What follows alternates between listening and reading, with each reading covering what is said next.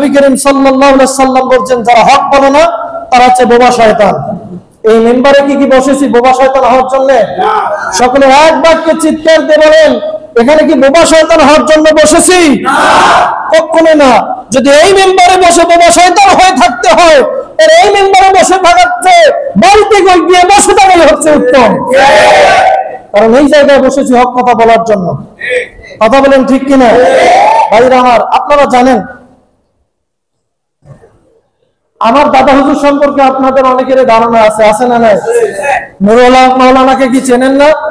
ঝাড়ডাঙ্গা মৌলভীকে চেনেন?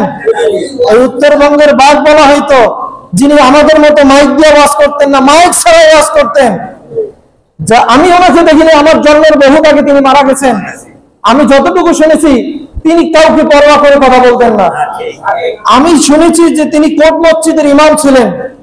একজন শুধু বলছে যে হুজুর নামাজের সময় হয়েছে নামাজ পড়ান, তিনি ইমামতি ছেড়ে দিয়ে চলে যাচ্ছেন।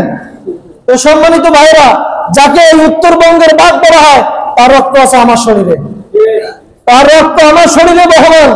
আপনি যদি মনে করেন যে আপনি আমার সমালোচনা করবেন আর এইটা বললে আমি হক কথা বলা থেকে দূরে থাকবো, বিরত থাকবো, এটা কখনোই সম্ভব না আমার দ্বারা।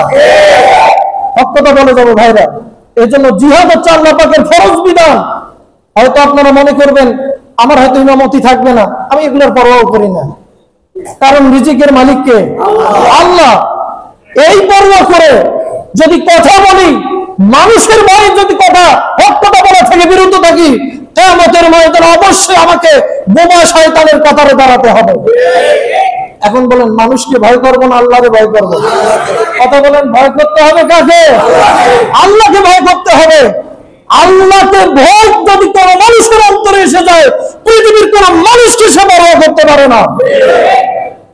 ভয় থাকবে কার? আল্লাহ। ইত্তাকুল্লাহ মাসতাতাতুম। আল্লাহ পাক বলেন, বান্দা আমারে ভয় কর, আমারে ভয় কর। ফালা তাখশাউনান নাস ওয়াখশাউনি। পৃথিবীর মানুষকে ভয় করিও না, ভয় করো একমাত্র আমি আল্লাহকে। ভয় করি কাকে বলেন? আল্লাহকে। তো সম্মানিত ভাইরা, আমার দুঃখ লাগে যে আমি কোরআন হাদিস থেকে আলোচনা করি, আমার সমালোচনা করা হয়। কেন আপনি সমালোচনা করবেন? আমি যদি কোরআন হাদিস থেকে কোনো ভুল তথ্য দিয়ে থাকি, তাহলে আপনি আমাকে একান্তে ডেকে বলবেন যে হুজুর এইটা কি ঠিক না বেঠিক।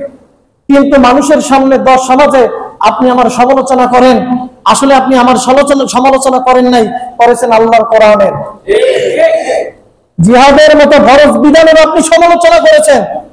তো সম্মানিত ভাইরা, আশা রাখি আপনারা সমালোচনা করবেন না। আর সমালোচনা করেন, আমি এগুলো পরোয়া করি না। আমার হয় খতিবি থাকবে আর না থাকবে, কারো সমালোচনা আমি পরোয়া করি না। স্টেট কাট কথা ভাইরা, হয় এখানে খতিবি থাকবে, হয় আমি থাকবো। আমি যদি তাকে হক কথা বলে যাব, আর যদি হক কথা বলতে না পারি, এইরকম একটা খতিবি না, 1000টা খতিবি আমি ছাড়তে রাজি আছি। আপনারা জানেন।